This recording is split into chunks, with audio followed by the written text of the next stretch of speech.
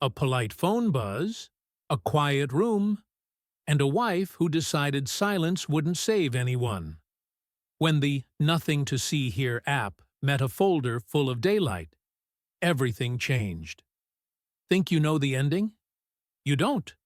Not until the door clicks. Maya Brooks believed in small kindnesses you could touch. She ironed linens on Sundays, left handwritten notes for her sixth-grade counseling students, and kept a casserole in her freezer labeled, "For whoever needs it most." On the night everything shifted, she was plating roasted salmon with lemon and dill, auditioning for a commercial where domestic calm wins an award. The apartment on West Huron held its breath, the way apartments do in February. Windows tight, radiators ticking, the city outside muffled by snow. She set 2 plates on the walnut table she and her husband, Devin, had once driven to Indiana to buy from a man who spoke about trees like they were cousins. She folded cloth napkins into quiet triangles. She lit 1 candle. 1, because 2 felt like a promise, and 3 like a seance. Devin was late. Again. "Client call," he'd texted, with the breezy punctuation of a man who believed exclamation points solved hunger. He did corporate bookkeeping for tech companies that tripled before lunch and downsized by dinner. Numbers calmed him. Maya respected that. She respected a lot of things she'd chosen on purpose. She reached for her phone to refresh the rideshare app, a habit built when Devin's 5 minutes out could mean 5 minutes or an entire weather system. The apartment was very quiet, the kind of quiet that collects in corners like old postcards. Then the sound cut through it. 1 short, precise buzz from Devin's work phone on the entry table. She glanced toward the door. He'd left the blue-cased phone face down on the catch tray. 1 buzz. That was all. But it was the kind of buzz that sounded like it had good manners. Not a call. Not a text. A notification with a tuxedo. She wiped her hands on a dish towel, stepped over, and turned the phone the way you flip a photograph you love and hate. The lock screen lit up. Black background, white numbers, a tiny mint green leaf icon at the top. Below, a thin banner. Session open. 20 minutes remaining. Maya stared at it, the way you stare at a word you've spelled correctly your whole life, and suddenly doubt. A leaf. Mint green. Session open. The phrase didn't sound like email or a calendar. It sounded like something designed to leave no footprints in the snow. She set the phone exactly where it had been and went back to the sink. Her heartbeat showed up in places it didn't belong. In her ears, in her wrists. For a second she thought she could feel it in the candle flame. The lock clicked. Devin stepped in with winter restlessness clinging to his shoulders, cheeks pink from the wind. He stamped snow from his boots, then saw the table and softened. "You are," he began, that half-smile organizing his face into charm. "Hungry," Maya said. "And I'd like to eat, while the fish still remembers heat." They ate. He told a story about a client who wanted to expense a sauna because stress is a business risk. Maya told one about a student who finally returned a library book she'd been hiding under her mattress because the cover made her feel brave. They clinked water glasses like people who know the sound of a toast can be enough to say us. Devin rubbed the small hollow at the base of her thumb, the way he had when they were 26, and the city could be fixed with a great sandwich and an open window. Halfway through the meal, a second buzz cut the air again, short, polite. Devin's fork paused mid-air for a hair of a second. He didn't look at the entry table. He looked at Maya instead, too bright. "This marinade," he said. "You're going to have to write it down so I can ruin it when you're out of town." "Salt, lemon, dill," she said. "Garlic, if you think you deserve it." They did the dishes together, hips bumping like loose choreography. He kissed the back of her neck while he handed her a damp wine glass. After he'd showered and checked a score, he slipped into bed smelling like cedar soap and winter. 2 quiet minutes passed. Then, from the other room, one more buzz. Sharp, punctual, the sound a lie makes when it remembers its schedule. Maya's eyes opened to nothing. She pictured the mint green leaf icon the way you picture an exit you're not ready to use. In the morning, she loaded her trunk with cardboard hearts for the school's Kindness Week display. At a red light, she Googled Mint Green Leaf Session app.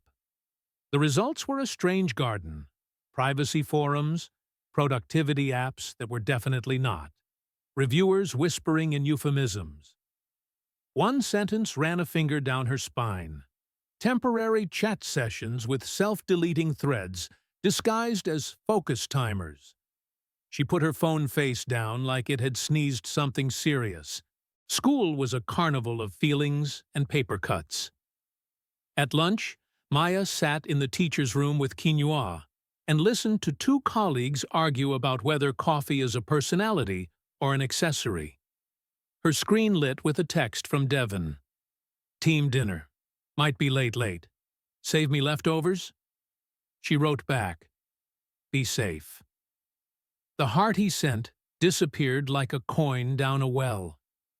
On her way to an after-school meeting, she cut through the lobby of the Fulton Glass building because it was warmer than the street, and noticed a man near the fern wall everyone pretended to love.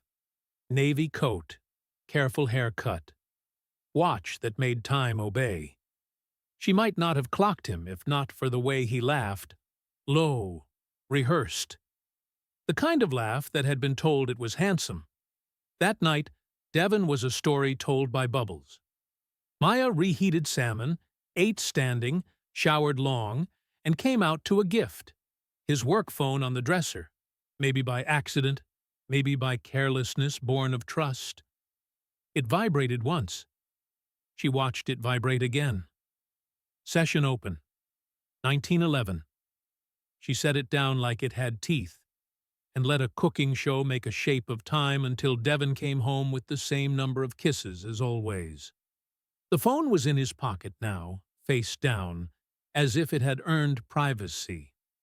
The next morning, she wrote a list in her square notebook. Ask Jules about Leaf app.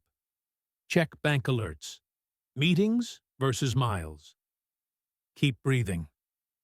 That afternoon, she bumped into Jules, the neighbor who ran a pop-up flower stall and could smell gossip 2 floors below sea level, coming out of the elevator with eucalyptus that looked like a bouquet trying to be a forest. Random question, Maya said. Ever heard of a mint green leaf timer app? Jules's eyes narrowed with drummer dating speed. Timers with secrets. Disappearing messages. Why? School thing, Maya lied. Parents ask. I like to sound updated. Jules touched her sleeve. If your gut talks, it's because it has data. At home, Maya logged into their bank. Between Market Basket, 23.17, and City Parking, 14, she saw Glass and Vine Bistro, 187.64 at 2:06 p.m. on a Tuesday. Devon had texted, working through lunch. 2 entrees, 2 desserts, jasmine tea. She stared at the tea as if it had a signature. In Devon's gray coat, she found a paper receipt from a boutique hotel 2 blocks from his co-working space. Meeting room by the hour. Note: quiet requested. She slid it into her folder under the words, keep breathing. That night, as they sat with a movie murmuring American problems, his work phone buzzed once. Then again. Then a third time. In the space those sounds carved out of the room, she saw the outline of what needed to happen. FOMO, after part 1. What happened next changed everything. You won't want to miss how it unfolded. Maya didn't believe in traps. She believed in light. But she also believed in math. And by mid-March, the math had learned to speak. She built her case small, neat, unassailable. She wasn't a detective. She was a counselor armed with pattern recognition. On days Devon had stacked calls, the mileage app in his car drew little arcs through neighborhoods where no clients lived. On a Wednesday, he swore he'd been buried in budgets.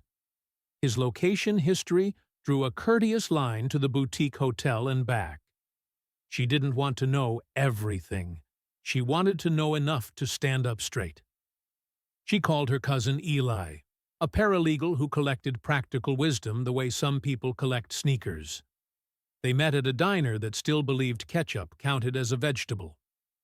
"Don't be a hero and don't be a fool," he said, stirring coffee like he was coaching it.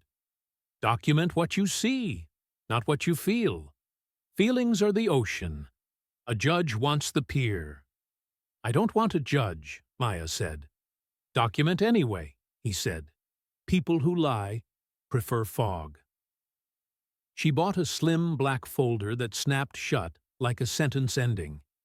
Inside she slid the hotel receipt, the bistro charge, calendar blocks that looked like alibis written by a tired playwright, and a printout of their phone bill. Long calls to a number without a name. She didn't dial it. Not yet. She also bought herself a day off. She walked the city until her legs earned it, watched a saxophonist under a bridge play so honestly it made truth blush, sat in a coffee shop where chairs didn't match, and wrote a list of things she knew about herself that had nothing to do with anyone's last name. At 3 p.m., she found herself outside the boutique hotel, staring at a fern wall that believed in itself. The lobby smelled like citrus and money. Maya approached the desk as if asking for directions. "Meeting rooms," she said. "6th floor." The woman in the neutral blazer smiled. "Shall I call up?" "No," Maya said. "I'll surprise him." In the hallway, light pooled in front of each door like the surface of a coin. Halfway down, a sound slid under a door, the soft, polite buzz of a phone that meant a session had begun. Her palms went cold. She stood very still. Then she leaned, listening. A woman's voice, warm, careful. A man's, low, controlled, not Devon's. Maya stepped back and wrote the room number on a blank page in her folder.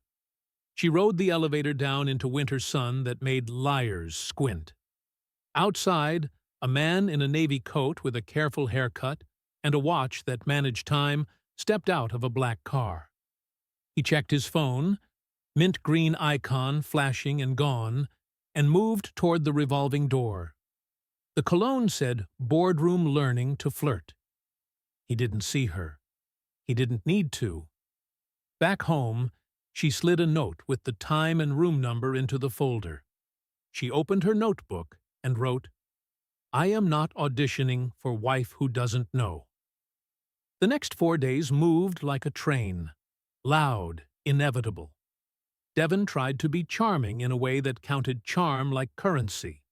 He cooked once and left pans in the sink like a signature. He brought her a latte. He touched the small of her back. His work phone buzzed twice while he was in the shower. She watched it like a planet that had added a moon.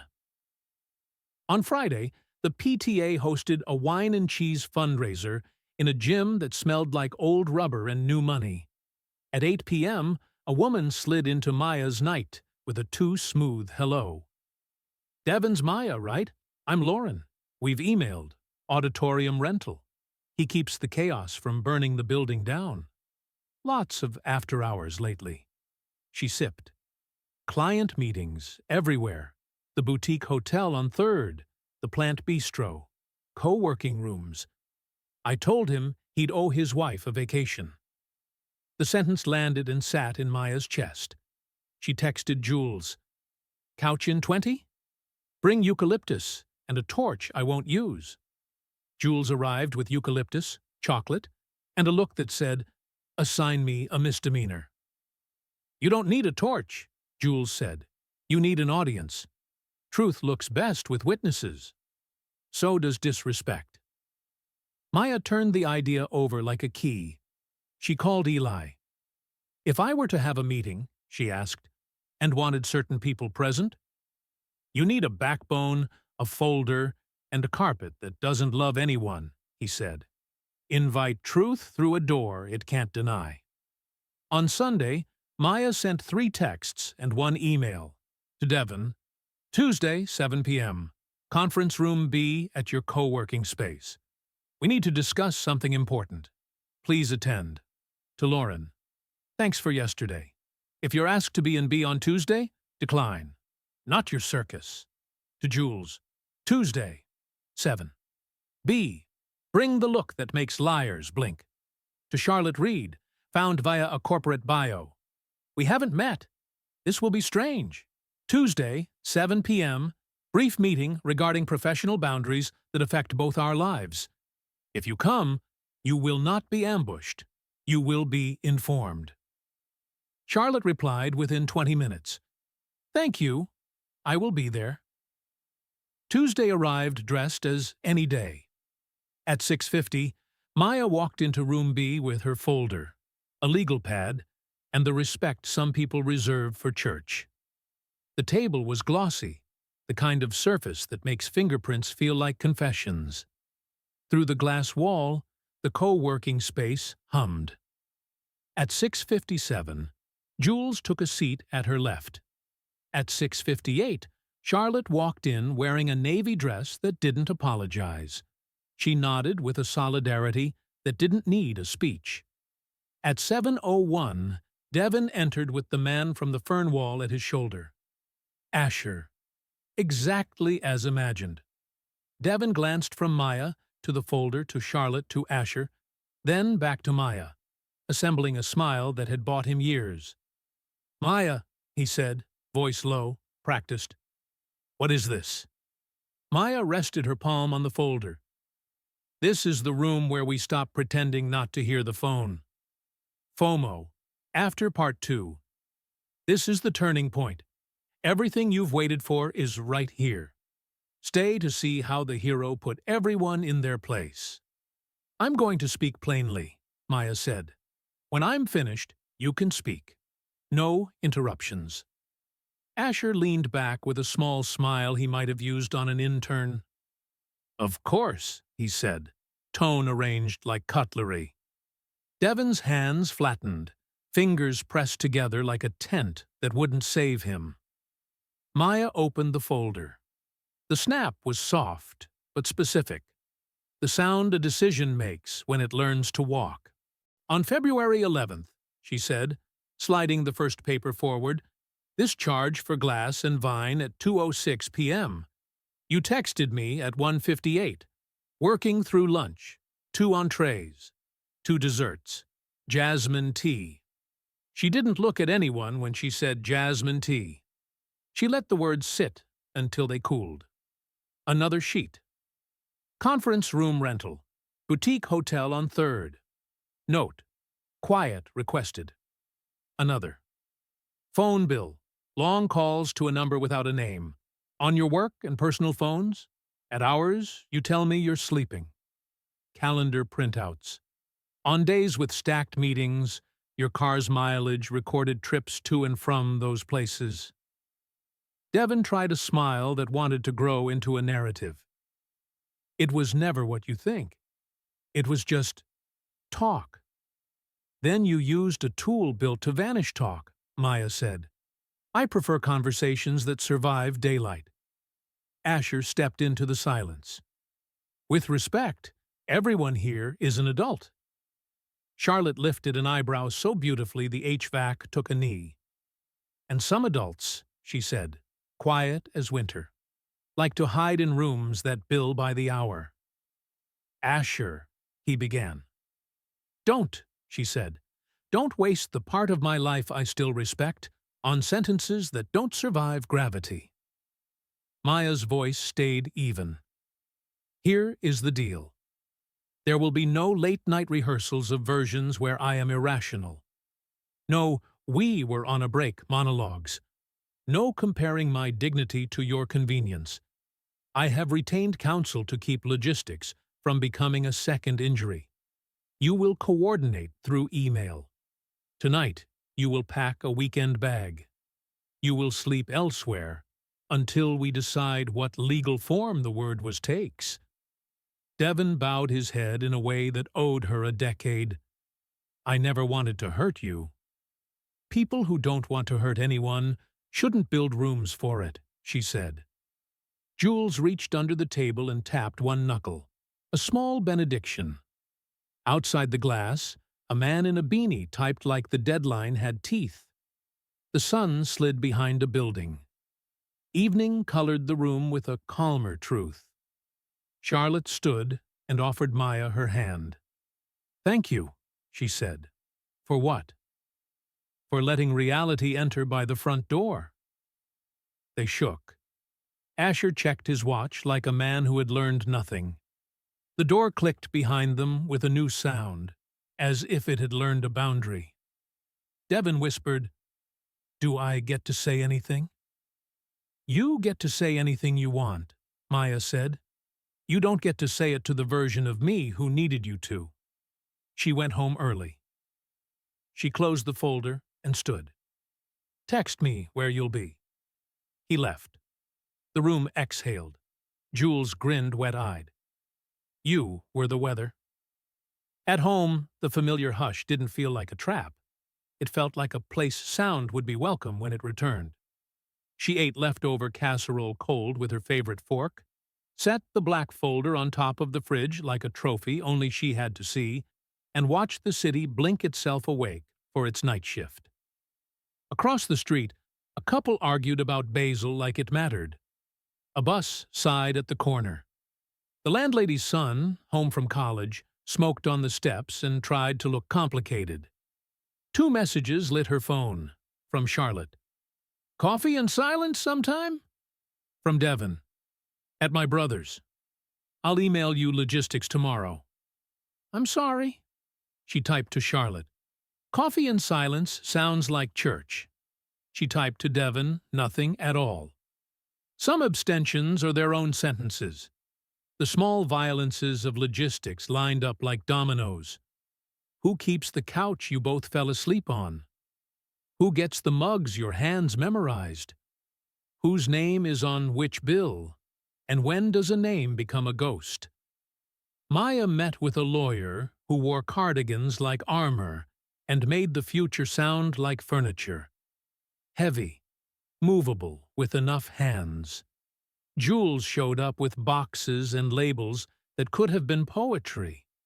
They packed Devon's shirts into a silence that didn't need to be mean to be powerful. Sometimes power is just not making a joke you could have. On Saturday, Maya and Charlotte sat in a coffee shop with a pressed tin ceiling and had the kind of conversation adults deserve. They did not inventory sins. They did not try to build a Y tall enough to see the edge of anything. They talked about plants that refuse to die, and how the city sometimes feels like a relationship that keeps your keys by the door. When they ran out of words, they did the best thing 2 women can do for each other. They sat and didn't fill the air with anything that would cheapen it. Maya slept better. Not all at once, but the way a body forgives, incrementally, with interest. She rediscovered the necessary comedy of middle schoolers who think a hoodie is a civil right. She found herself humming while making dinner. The apartment learned her again. The radiators remembered her name. Spring showed up like a rumor that stuck. On a warm Thursday evening, Maya walked home down a block that smelled like soil, thinking about nothing important. How the light pooled on the sidewalk, whether tomatoes would behave this year, the way a child had said thank you, like he'd invented it. Her phone vibrated once, polite, precise. She took it out and looked at the screen. For a beat, her body braced for a leaf that wasn't hers. It was a parent, asking for a Tuesday appointment. Maya laughed, right there on the sidewalk, the sound honest and a little surprised, and texted back, "Tuesday at 3 works. We'll figure this out together." She kept walking. A breeze lifted a corner of her jacket, like someone about to whisper a secret, and then deciding not to. She reached her building door and looked at her reflection in the glass. The woman looking back had the same eyes and a new arrangement behind them. Less apology, more horizon. Upstairs, she opened the window to let the city in without knocking. The room listened. Her phone buzzed again. "Jules, you owe me tacos for not bringing a torch." A second later, Charlotte. "Found a plant that thrives on neglect." Thinking of naming it Professional Boundaries. Maya set the phone on the table and washed her hands. The water ran clear and cold, honest in a way modern plumbing rarely gets credit for. She dried them on the towel with a stitched lemon that had started to fray. Some things earn their fray. That night, an email from Devon arrived. Subject: Agreement. Inside, bullet points, dates, numbers. A tone that had learned please. At the bottom: "I know I built this. I'm not asking you to carry it." She replied with only what was necessary. "Received. I'll forward to counsel. Use email for further logistics." She turned the phone face down. The room finally felt like it belonged to her in a way that wasn't about documents. It felt like a place she could teach quiet how to be kind. She switched off the lamp and let the dark arrive on time.